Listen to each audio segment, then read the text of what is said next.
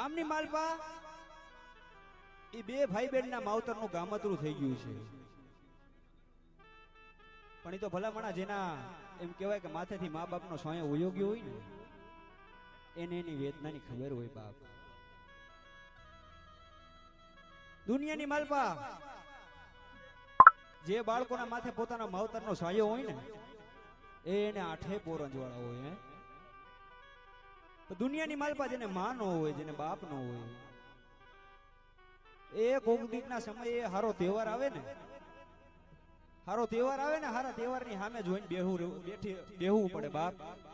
હે કારણ કે જેના માવતરનું ગામતરું થઈ ગયું ને એને વેદના એને ખબર હોય. હારો એવો તહેવાર આવે, બધા એમ કહેવાય કે બાળકો નવા નવા લુગડા પહેરે, હે હિલોળ કિલોળ કરતા હોય બાપ.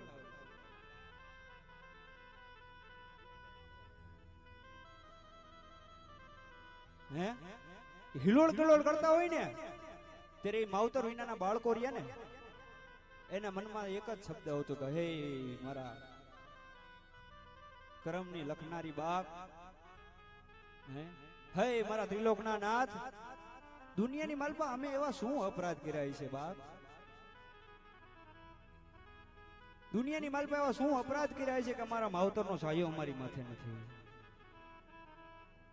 પણ સમય થોડો છે એટલે વાત ટૂંકમાં લઈ લો કે બે ભાઈ બહેન ના માવતરનું ગામતરું થઈ ગયું છે અને આ બાજુ એમ કેવાય કે ગામની મોટી મોટી જે બેન દીકરીઓ હોય દીકરીને એમ કહે છે બેટા ઉપાધિ ન કરતી હો, અમે આખું ગામ તારી ભેગા છીએ ભાઈ. કાલ સવારે તારો ભાઈ મોટો થઈ જાય છે ને, આજ કદાચ તારો ભાઈ ઘોડિયામાં છે ને, કાલ તારો ભાઈ ઘોડિયા ચડે ને એવડો થઈ જાય છે. ઓ બાપ મુજાતી નહીં, કદાચ તારા ભાઈ કદાચ કહેવાય ને તો કકડાટ કરે ને તો બાપ મારા ઘરે લઈને આવતી રહી જાય, આપણે બધાય તારા ભાઈને રમાડશું, કાલ સવારે તારો ભાઈ મોટો થઈ જશે. એમ કહેવાય કે ગામના ચારે હાથ એ બે ભાઈ બહેન ના માથે હતા.